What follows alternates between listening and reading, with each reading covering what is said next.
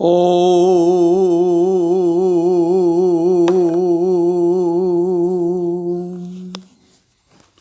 गुरुर्ब्रह्मा गुरुर्विष्णु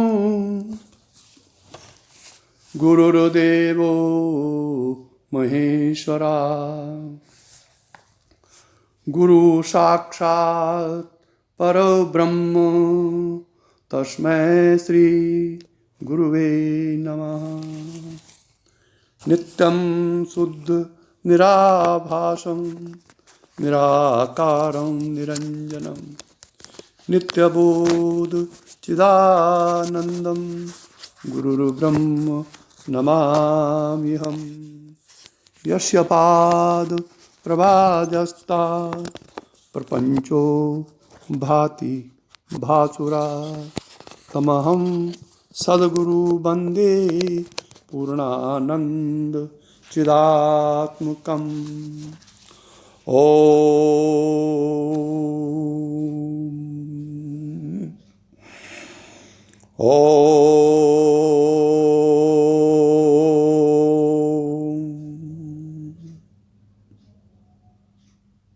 भगवत स्वरूप सद्गुरुदेव श्री देवेंद्र विज्ञानी जी महाराज के चरण कमलों में प्रणाम करते हुए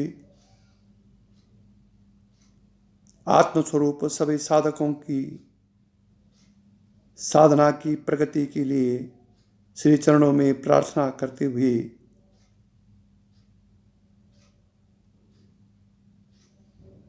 एक विशेष प्रकार की प्रेरणा के द्वारा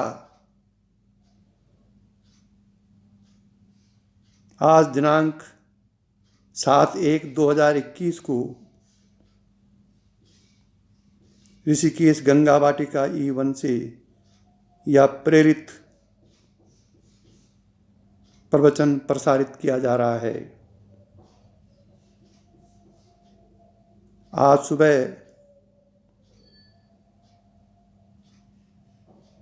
5:15 बजे जब मेरी आँख खुली, 5:15 बजे सुबह,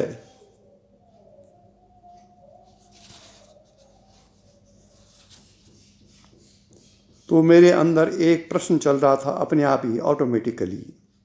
जो ही मैं खुला, नींद खुली मेरी, तो ही अंदर से चल रहा था, क्या शक्तिपात दीक्षा हर दशा में कल्याणकारी है? ये लगातार चल रहा था। मैं वॉशरूम भी गया, बाहर गया, 5-7 मिनट घूमा भी, परंतु ये लगातार मंत्र की तरह मेरे मन में चल रहा था।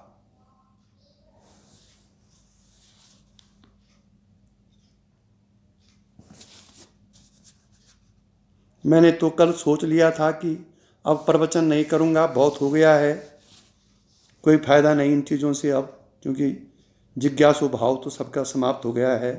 हर व्यक्ति ज्ञान झाड़ रहा है। वो ज्ञान उसके अधिकार में है कि नहीं, वो अलग बात है, लेकिन लोगों को दूसरे को उपदेश देने का भाव अधिकतर उत्पन्न हो गया है। ऐसी दशा में प्रवचन की जो मान्यता है वो उस हिसाब से नहीं रहती है, क्योंकि जब तक जिज्ञासु भाव नहीं है तब तक प्रवचन का कोई लाभ भी नहीं है। लेकिन सुबह जब ये चला, क्या शक्तिपात दीक्षा हर दशा में कल्याणकारी है, और लगातार चलता रहा, फिर मैंने विचार किया कि ये प्रश्न मेरे अंदर क्यों आया।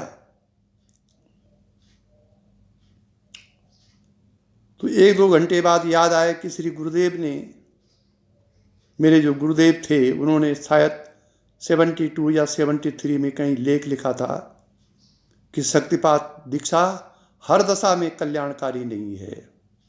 वो पढ़ा था मैंने कभी 72-73 में, 72-73 में छपा था वो, और वहाँ मैंने उसको पढ़ा था। उसका प्रभाव था ये, मैंने सन 84-85 में ये लेख पढ़ा था। आज 35 साल बाद, क्योंकि वो कारण शरीर में वो प्रश्न था, वो लेख था, इसलिए वो मन में आ गया, और तब मुझे लगा कि मुझे इस बारे में प्रवचन करना चाहिए अपने हिसाब से। तो प्रश्न है कि शक्तिपात दीक्षा हर दशा में कल्याणकारी नहीं है,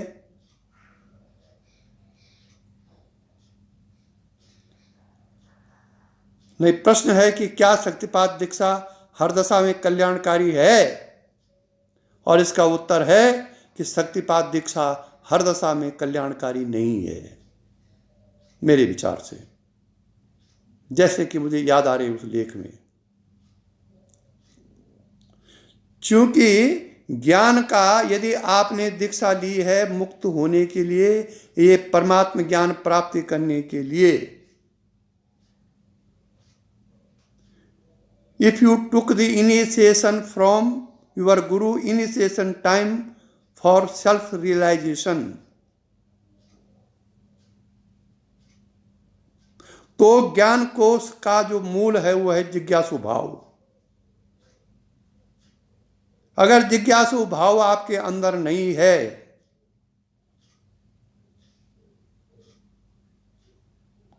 तो फिर शक्तिपात दीक्षा हर दशा में कल्याणकारी नहीं है। ये मनोविरोध का विषय नहीं शक्तिपात दीक्षा कि मन में खेलते रहो। ये शक्तिपात दीक्षा परमात्मा की प्राप्ति के लिए ही लेनी चाहिए और परमात्मा की प्राप्ति के लिए ही देनी चाहिए। और जो परमात्मा की प्राप्ति के लिए दीक्षा को ले रहे हैं उनके अंदर जिज्ञासु भाव होना आवश्यक है।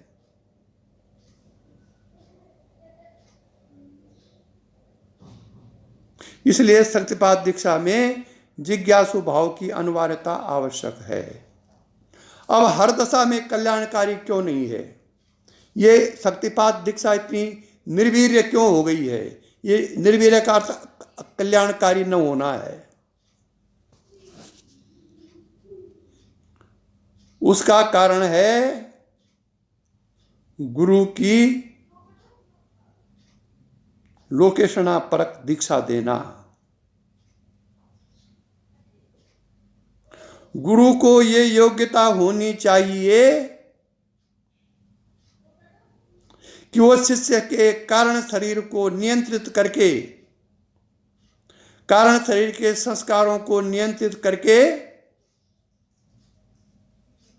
उसमें परमात्मा भाव की जिज्ञासा भर सके। क्योंकि कारण शरीर में शुभ संस्कार भी हैं और भयंकर अमंगल अशुभ संस्कार भी हो सकते हैं किन्हीं कई जन्मों के। अगर वो अमंगल और अशुभ संस्कार बाहर आ गए शक्तिपात दीक्षा के बाद और गुरु के पास वो ताकत नहीं है, गुरु को समझाने में समर्थ नहीं है, तो ये फिर साधक के लिए अकल्याणकारी हो जाएगा। गुरु का तो कुछ नहीं बिगड़ेगा। मेरा एक अमेरिकन शिष्य था जॉन मैक, उसके साथ ऐसे ही हुआ और वो उसका आरोप लगा रहा था गुरु पर, क्योंकि उस क्रिया के बाद गुरु जो है शांति के लिए खड़े हो जाते थे उसके सामने।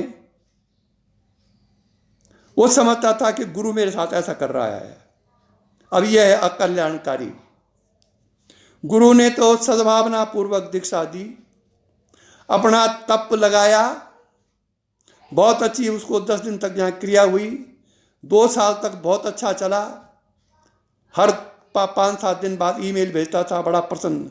2 साल बाद कुछ ऐसी क्रिया उसको हो गई, क्योंकि उसने कारण शरीर खाली हो रहा था, बड़ा अच्छा जिज्ञासु था, कि उसने समझा गुरु मेरे साथ ऐसा कर रहा। फॉरेनर था, विदेशी था, उसको समझता नहीं था इन चीज़ों को, और उसने जो कुछ किया उसका तो फिर वर्णन करना ठीक नहीं है। कोरा में लिख दिया कि ये गुरु फ्रॉड है। क्या हुआ? या तो गुरु को पूछता कि मेरे साथ ऐसा हो रहा है, तो गुरु उसका समाधान करते। क्योंकि वो अमेरिकन था, ब्लैक अमेरिकन, ओरिजिनल अमेरिकन, और उसने सीधा एकदम फायर कर दी मुझ पर। क्या हुआ? हो गया ना, दीक्षा अकल्याणकारी हो गई। जिज्ञासा करता, उसको साफ बताते मेरे साथ ऐसा हो रहा है, मैं उसको समझाता। लेकिन यह है जब कारण शरीर में अशुभ और अमंगल संस्कार रहते हैं और वो जब बाहर आते हैं, अब उस समय गुरु यदि पास में नहीं या गुरु सक्षम नहीं समझाने में, या शिष्य के अंदर जिज्ञासु भाव नहीं है, गुरु से कांटेक्ट नहीं करता है, तो अमंगल हो जाएगा उन संस्कारों के कारण।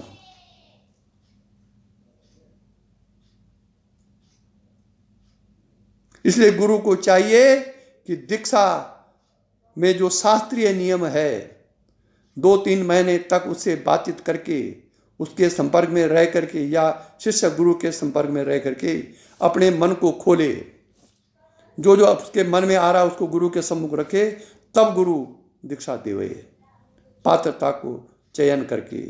यदि वो अपात्र है, कुपात्र है, यदि अपात्र कुपात्र है तो उसको पहले सुपात्र बनाएं, और जब कारण शरीर के संस्कार शुभ हो तब उसको दीक्षा दें, नहीं तो शक्तिपात अकल्याण कर देगा दोनों का। इसलिए शक्तिपात के लिए जिज्ञासु भाव जरूर होना चाहिए। ये मनोविनोद का विषय नहीं है, ये क्रियाओं में खेल लो और हो गया गुरु शिष्य का संबंध पूरा।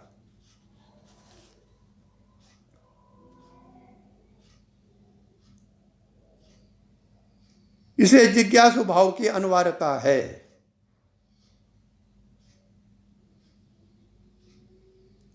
क्योंकि किसी भी विषय को तद विषयक साधना द्वारा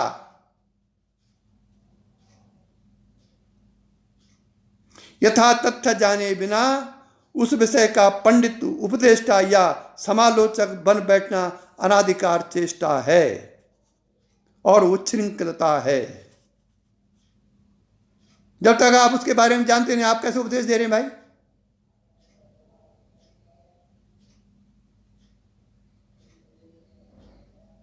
और दुर्भाग्य से भारतवर्ष में आजकल यह उच्छृंखलता और अनाधिकार चेष्टा अपनी चरम सीमा पर पहुंची हुई है।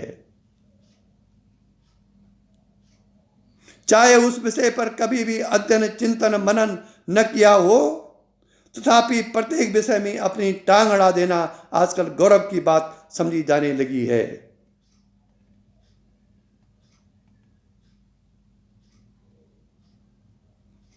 हम अपने जिज्ञासु भाव को सर्वथा तिलांजलि देकर उसे हेय अथवा दीनता मानने लग गए हैं। लोग हमें सोचते हैं कि लोग पता नहीं हमारे बारे में क्या सोचते हैं। हीनता, जिज्ञासु भाव को हीनता में परिवर्तन कर दिया है हम लोगों ने। पर वास्तव में हमारे समस्त ज्ञान को उसका मूल आधार जिज्ञासु भाव ही है। नारायण।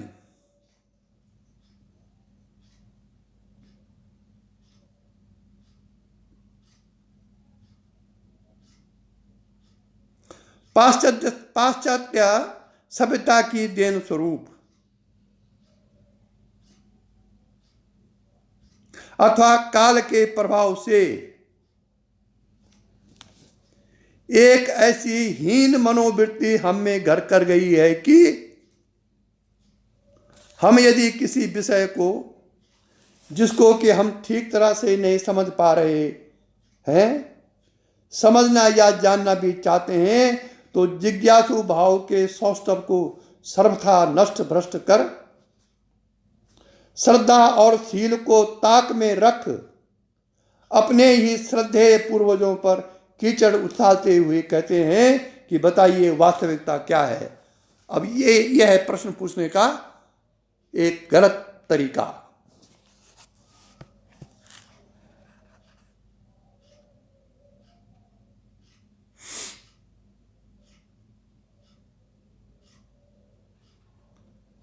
भारतीय मनीषियों माने जो आत्मज्ञानी थे, ब्रह्मज्ञानी थे, भारतीय मनीषियों ने एकांत में कंद मूल फल खाकर त्याग, तपस्या, संयम का आचरण करते हुए जाना कि किसी कार्य की सफलता या असफलता के मुख्य 5 हेतु होते हैं। सफलता या असफलता के 5 कारण हैं।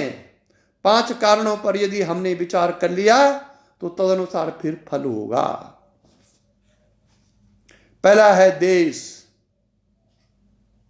दूसरा है काल, तीसरा है पात्र, चौथा है साधन और 5वां है दैव। दैव मीन्स प्रारब्ध। ये 5 कारक हैं सफलता के और असफलता के।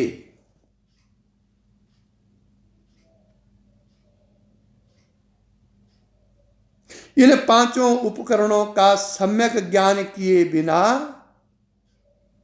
किसी कार्य को करने से प्राय अभिष्ट की सिद्धि से वंचित ही रहना पड़ता है, विशेषकर अध्यात्म में। ओम।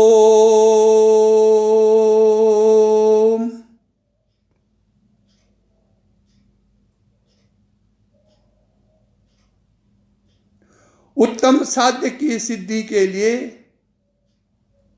यदि साधन भी उत्तम हो तो निर्विवाद सोने में सुगंध है।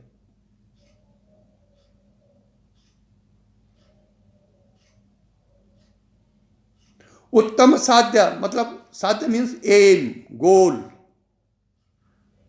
उत्तम साध्य का लक्ष्य रखने वाला व्यक्ति बिना किसी कारण विशेष की ही निकृष्ट साधन का आश्रय लेगा, इसमें संदेह है।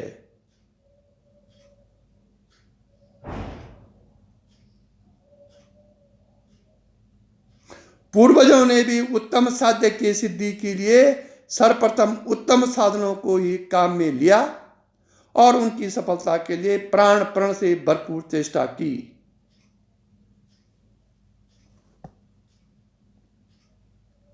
पर देश काल और पात्र की प्रतिकूलता के कारण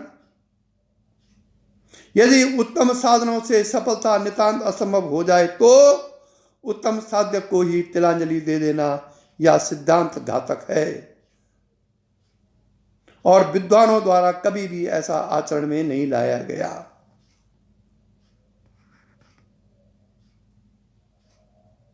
यदि किसी ने ऐसा दुराग्रह किया भी है तो परिणाम विपरीत ही हुआ है और उससे अत्याचार, अन्याय, अधर्म को प्रोत्साहन ही मिला है, जो कि स्वतः एक निकृष्ट और घातक परिणाम है। यही आजकल शक्तिपात से हो रहा है अधिकतर।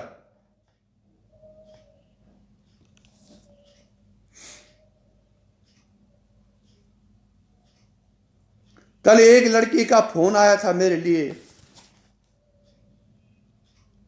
और उसके जब मैंने अनुभव सुने, इससे पहले मैंने ये अनुभव नहीं सुने।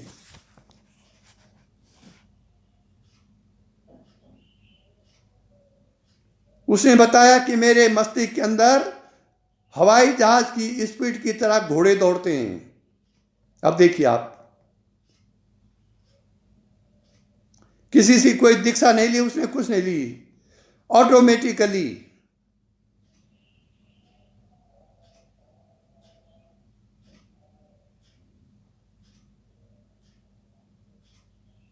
क्या है ये? अगर गुरु सक्षम नहीं होगा तो यह लड़की भविष्य में पागल हो जाएगी। क्रियाओं का संयत करने वाला गुरु यदि नहीं है, जो क्रियाओं को संयत कर सके, शास्त्रीय नियम के अनुसार उसको ठीक कर सके। मुझे मालूम है कि क्रिया क्यों हो रही है उसको, लेकिन जब तक विधि विधान से शिष्य और गुरु का संबंध नहीं हुआ तब तक कोई उपदेश देना भी निरर्थक जैसा लगता है।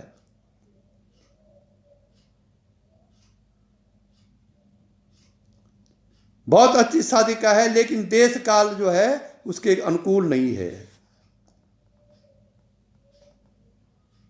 तो क्या होगा? थक जाएगी आगे जा करके, आगे साधना करते करते। यदि गुरु ठीक मिल गया, देश काल अनुकूल हो गया, प्रारब्ध अनुकूल रहा, हस्बैंड ऐसा मिला जो कि अनुकूल रहे, तो आगे बढ़ेगी, नहीं तो फिर अकल्याणकारी हो जाएगा मामला। तो यह है पूर्व जन्म की साधना का फल जो यहां अपने आप प्रकट हो गया। इसलिए ये देश, काल, पात्र और साधन और दैव, प्रारब्ध अगर अनुकूल है तो शक्तिपात फिर हर दशा में कल्याणकारी है, और अगर ये प्रतिकूल है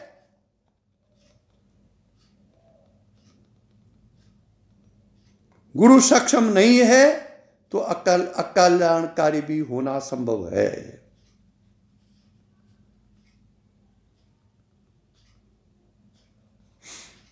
इस सब का विवेचन करने से पूर्व हमें यह भी विचार लेना पड़ेगा कि साध्य और साधन की उत्तमता का मापदंड क्या है। साधन स्वतः तो भला बुरा कुछ भी नहीं होता, कर्ता की आंतरिक भावनाएं, देश, काल, पात्र और उसका परिणाम ही उसको भले बुरे का जामा पहनाते हैं।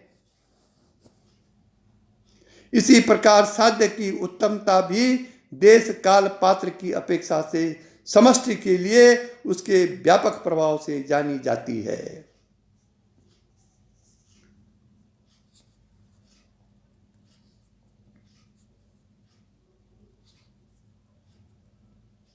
देश, काल और पात्र के अनुसार साध्य और साधन की उत्तमता परिवर्तित होती रहती है।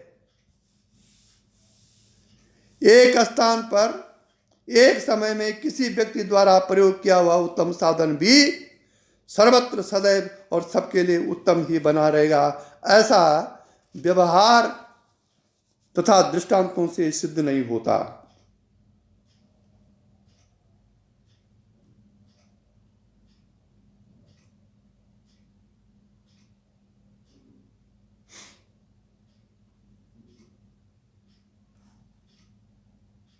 तब हमें किसे भला और किसे बुरा कहें यह निर्णय करना बड़े मनन और चिंतन का विषय है। बिना मनन चिंतन के उच्छृंखलता पूर्वक मनमानी व्यवस्था देना नैतिक अपराध और अनर्थों का मूल है।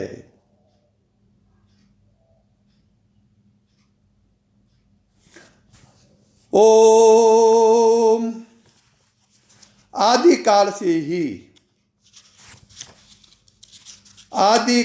ही संसार के सभी व्यक्तियों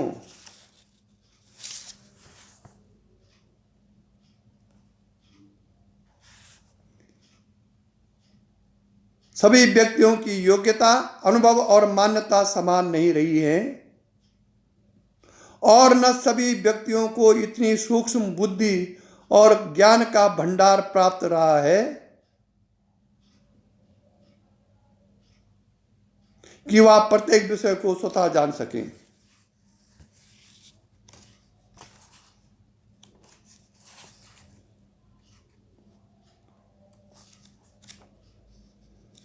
कोई भी व्यक्ति प्रत्येक विषय को संपूर्ण रूप से स्वतः नहीं जान सकता।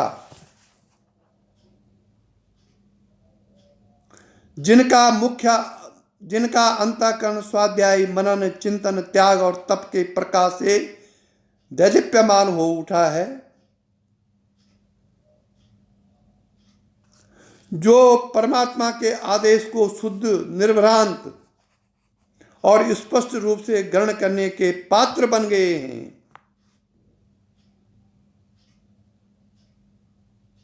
वह भीषणतम द्वंद्वों में भी अपनी मस्तिष्क का संतुलन नहीं खोते और असत्य में सत्य, अंधेरे में से प्रकाश और विवादास्पद में से यथार्थ को बिना किसी कठिनाई विशेष के ग्रहण कर सकते हैं। इसी को कहते हैं ऋतंबरा प्रज्ञा।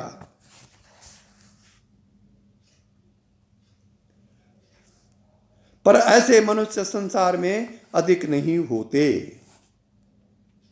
ऐसे अति मानवों को पथ प्रदर्शन की आवश्यकता यदि पड़े भी तो नाम मात्र को ही पड़ती है।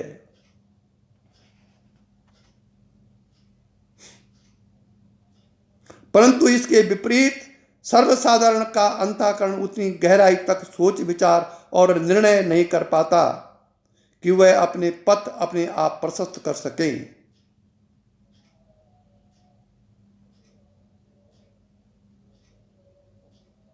छोटे छोटे प्रसंगों में भी किंग कर्तव्य विमूढ़ता उन्हें आ घेरती है और उसके लिए फिर वह आधार लेते हैं, महाजनों एन गता सपंता का सिद्धांत ही सर्वोत्तम है।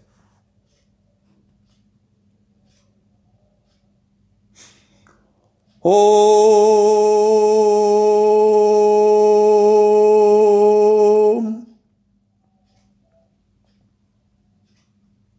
गहना ही कर्मणा गति, शास्त्र कह रहा है।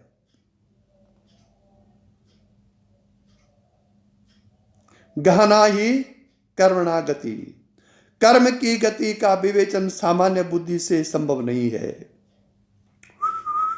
कौन सा कर्म अच्छा है और कौन सा कर्म खराब है, यह उसके जब उसका फल आता है तब पता चलता है। हमने तो दीक्षा बहुत भाववश दे दी, बहुत सद्भावना पूर्वक दे दी, बड़ा तप लगाया, बड़े प्रेम पूर्वक समझाया बुझाया, और 4 साल बाद उसने जो आरोप आक्षेप लगाने शुरू कर दिए तब पता चला कि कर्म कैसा था।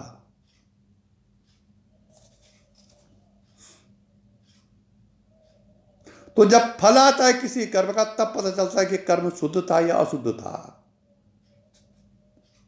इसलिए गीता कहती है गहना गहना ही कर्मणा गति, कर्म की गति का विवेचन सामान्य बुद्धि से संभव नहीं है भाई साहब। स्वरूप से देखने में बड़ा पवित्र और उत्तम कर्म भी कर्ता की भावनाओं और परिणाम की अपेक्षा से बड़े से बड़ा दुष्कर्म और घृणित पाप हो सकता है।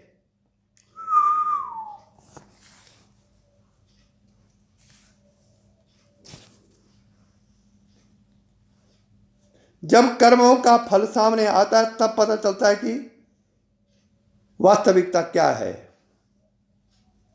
हम हवन तो करते हैं दूसरों के लिए, विशेषकर मेरे जीवन में तो ऐसे ही हुआ। हवन किया दूसरे के लिए और हाथ अपने जला दिए।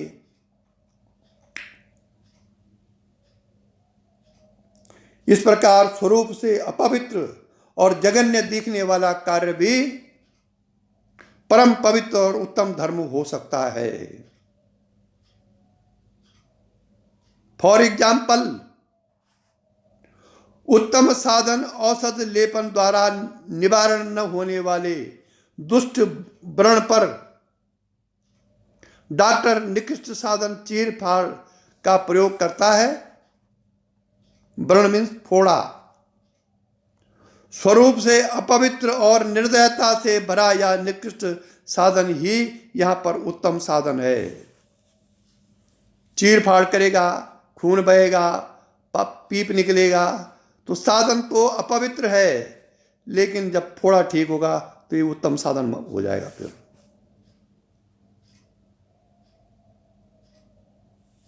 अगर वह प्लास्टर और मरहम भी चढ़ाता रहे तो रोगी मरी जाए और उस उत्तम साधन की निकृष्टता में कोई संदेह ही न रह जाए।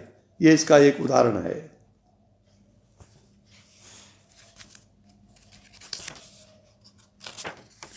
इसलिए कभी कभी कोई चीज बाहरी परिवेश में बहुत अच्छी लगती है, लेकिन जब उसका फल आता है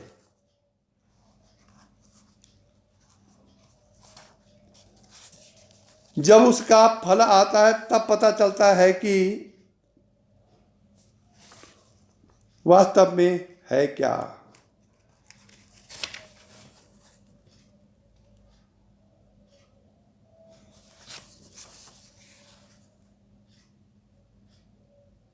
इस प्रकार यदि किसी युवती के कपड़ों में आग लग जाए और उसके प्राण बचाने के लिए अन्य उपलब्ध साधनों के असफल होने पर परिस्थिति की गुरुतावश कोई व्यक्ति उसके समस्त वस्त्र उतार फेंके और उसको निर्वसन कर दे, तो निसंदेह यहां पर उसके वस्त्र उतार फेंकना ही सामान्य अवस्था में निकृष्ट कार्य होते हुए भी एक उत्तम साधन है, क्योंकि वस्त्र उतारने के बाद ही उसका जीवन बच सकता है। शास्त्र में इसको पाप माना गया है, किसी युवती के वस्त्र उतारने को। सदाचारण की दृष्टि से भी वो ठीक नहीं है, लेकिन यदि वस्त्र उतारने से उसका जीवन बच सकता हो तो यही साधन फिर उत्तम हो जाएगा जब फल सामने आएगा।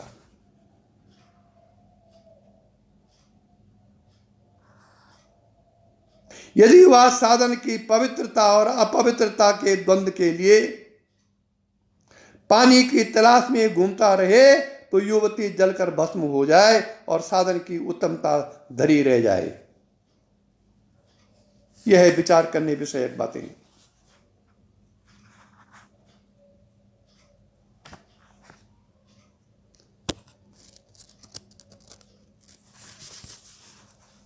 ओम विचरतु मतिरेषा निर्विकल्प समाधो कुछ कलश युगे रक्त छारा शरीणाम चरतु जड़मति वा सज्जनाम मति वा मति कृत गुण दोषा ना विभुम इष्ट संति। इसमें सबसे बड़ी बात है कि कर्ता की अपनी व्यक्तित्व के प्रति ईमानदारी और आत्मा के प्रति उसका दायित्व।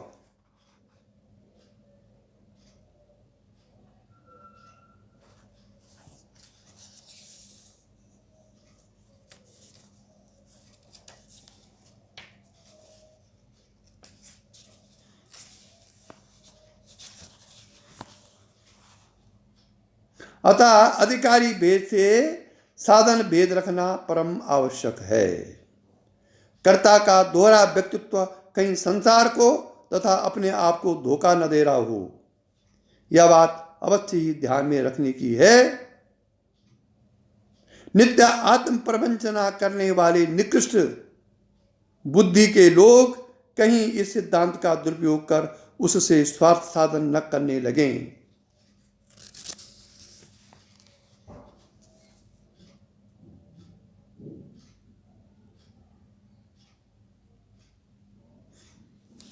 इसलिए बार बार आत्म विचार करके, बार बार अपनी अंतरात्मा को देख सुनकर पढ़ करके अपना साध्य, अपना उद्देश्य और साधन मार्ग बार बार विचार करके तब ये जो जिज्ञासु भाव वाले साधक हैं तब गुरु करें। सर्वप्रथम देखें कि मेरा उद्देश्य क्या है शक्तिपात दीक्षा लेने का। जिसको मैं गुरु बना रहा हूं या बना रही हूं, क्या वो इस मेरे उद्देश्य की पूर्ति की गाइडेंस मुझे दे सकता है? क्या जो मेरा धर्म है, जिस धर्म का मैं हूं या जिस आश्रम में मैं हूं,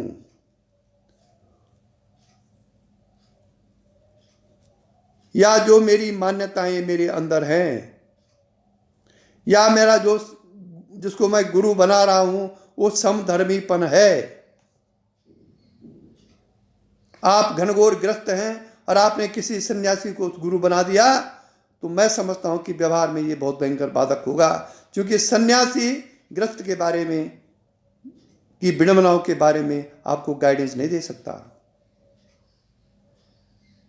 वो तो अपने धर्म के अनुसार ही आपको प्रवचन करेगा।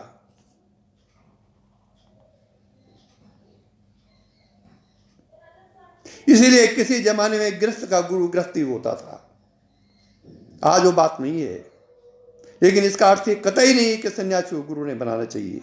गुरु बनाइए यदि वो गुरु है वास्तव में, लेकिन गुरु के उसको गुरु तक ही सीमित रखिए। फिर उसके आप अपने व्यक्तिगत जीवन के जो उतार चढ़ाव हैं उनसे उसको संबद्ध मत कीजिए।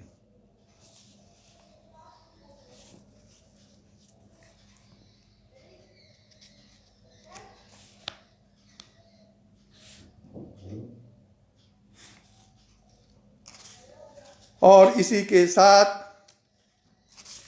आज सुबह की प्रेरणा बस एक प्रवचन किया गया और आगे भी इसी विषय पर प्रवचन किया जाएगा। इसी के साथ आज का प्रवचन समाप्त हुआ। यही दिव्य दृष्टि हमें दीजिए भगवान, हो कर्ण कर्ण में निस दिन तुम्हारे ही दर्शन। लखूं नित्य सर्वत्र मूर्ति तुम्हारी, सुनु जड़ जगत से एक कीर्ति तुम्हारी। यही दिव्य दृष्टि हमें दीजिए भगवान, हो कर्ण कर्ण में निस दिन तुम्हारे ही दर्शन। तेरी शुभ सत्ता बिना हे प्रभु मंगल मूल, पत्ता तक हिलता नहीं, खिलता नहीं है फूल। रोम रोम में तुम रमे, फिर क्या रहा बिछो, लेकिन तुम मिलते नहीं, एक ऐसा संयोग। ओम असतो मा सद्गमया, तमसो मा ज्योतिर्गमया, मृत्योर्मा अमृतं गमया। ओम शांति शांति शांति। ओम।